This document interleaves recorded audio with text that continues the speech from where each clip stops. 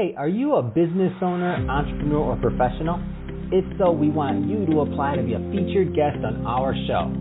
My name is Adam Torres, and I host the Mission Matters series of podcasts. I've recorded over 3,000 episodes, and we are just getting started. How do you know if you'd be a good guest to be on the show? Well, only one way to find out, and that's to apply, but I'm going to let you in on a little secret. We want guests that have a story to tell, guests with a brand, a product, or a service that can benefit my audience of listeners. If this sounds like you, go to missionmatters.com and click on Be Our Guest to apply. I'd love to talk to you and get to know more about your story. Again, head on over to missionmatters.com and click on Be Our Guest to apply. All right, now let's get into the show. Hey, I'd like to welcome you to another episode of Mission Matters Business, your source for all things business.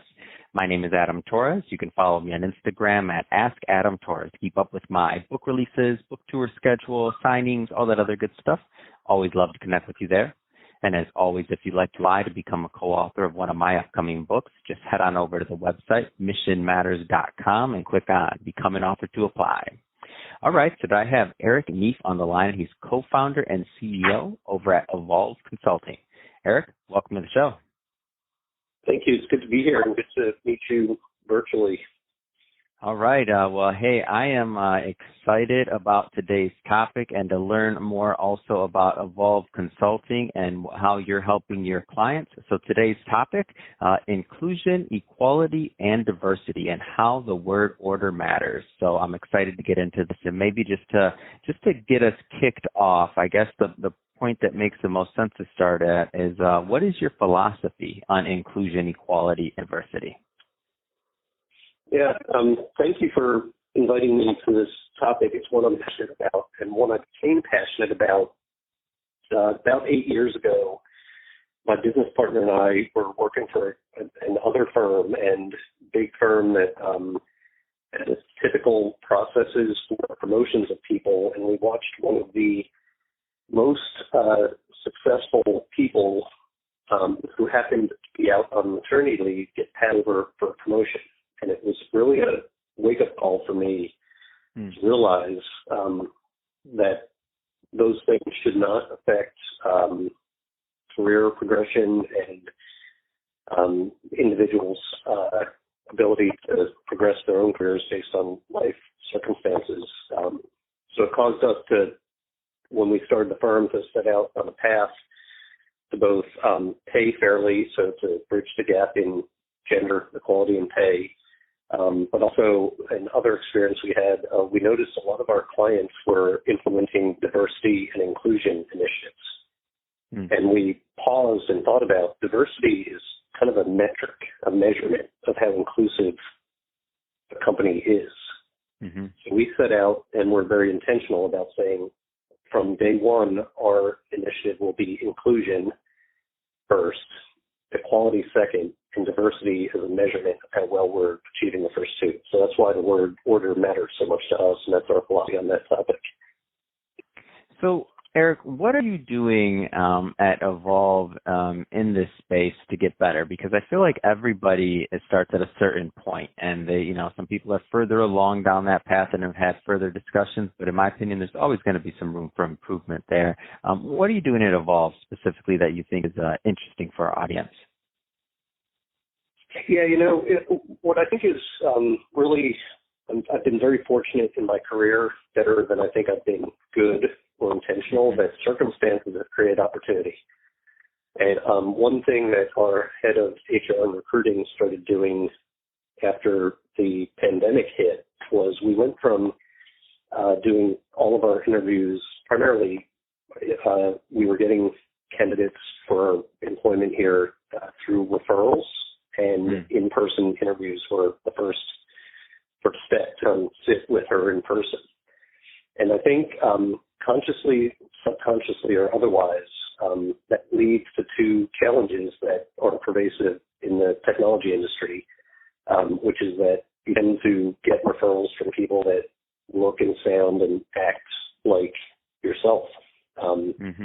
So the pandemic has been a blessing for us. So in terms of what we're doing, I think we're responding to this more than being proactive, but also looking at how it's been beneficial to us in that currently Trish's first discussion is over the phone, not video, not in person. And it's led to, as I go back to my word order, when we look at the diversity, it's expanded. During the pandemic, we grew 300% last year, really in the past 9 months. And I attribute a lot of the diversity that we've achieved from her attempt to find the best qualified candidate, which is she's had to go out to LinkedIn and other sources to find the people that become members here. And then she starts with a phone call before there's even video or in-person discussions. And I think it's been an interesting experiment. Again, I wish it were intentional, but it's been a byproduct of the situation that was put in front of us that it's caused our network to expand and be more diverse than it otherwise would have been. Man, it makes so much sense. And what I love about that too is just for, other than it just being a great thing to do, of course, and, in retrospect, the obvious thing to do, right? I mean, it's a great time to be in business right now where you have the opportunity to even have these conversations. Once upon a time, maybe this wasn't even, it was just survival, right? So to be able to have these conversations and push the conversation forward, to me, I just love the age that I live in, just in business in general. But I think what also makes it an interesting case is that now that we don't have these same types of borders due to technology or otherwise, I mean, you can now get the right people in the right seats. So not only is the diversity and inclusion, or inclusion and diversity in this case, a good thing, but it also can be more, can lead to more, growing the business better, having a more prosperous company.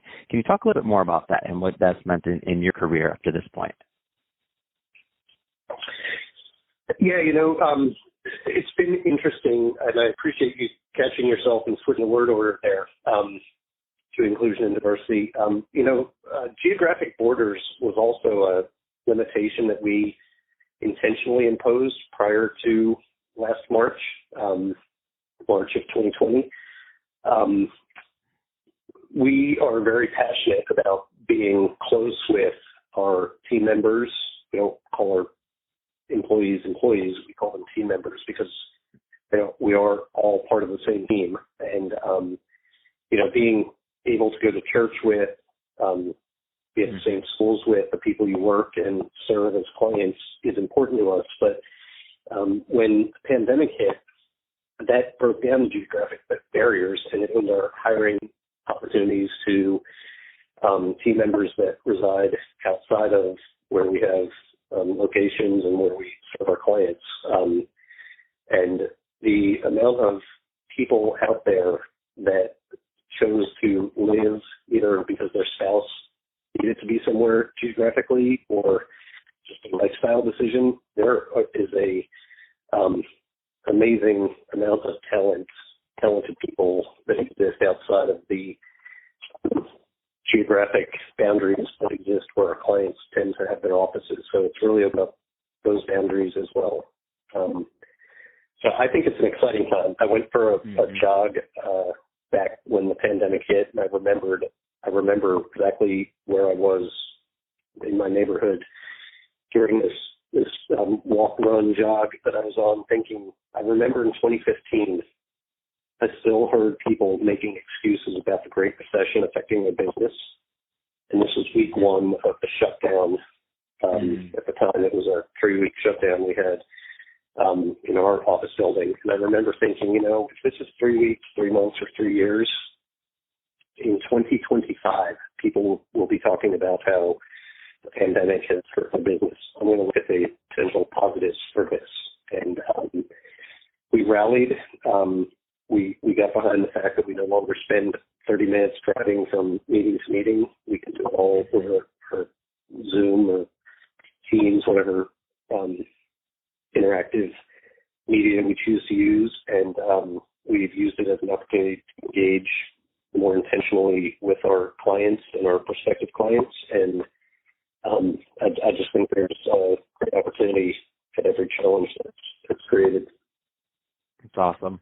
So, Eric, let's switch it up a bit. To kind of end this, I'd like to talk a little bit more about Evolve Consulting and how you're helping your clients. So maybe first, just a little bit more about the business, please. Sure. We're a management and technology consulting firm. So what that means is we help our clients with their strategic initiatives as they relate to business process or technology challenges. Where we bring value is in situations where there is a surge in work or needs, whether it's compliance-related technology changes or issues arise that doesn't create a need for adding full-time headcount to a team. We look at a firm like ours to help them. I think of the work we do. I'm sorry, go ahead. No, go ahead. I think of three categories. There are staffing firms, which we're not. Those people provide resources to do work. There are strategy firms that come in and say, what's the problem?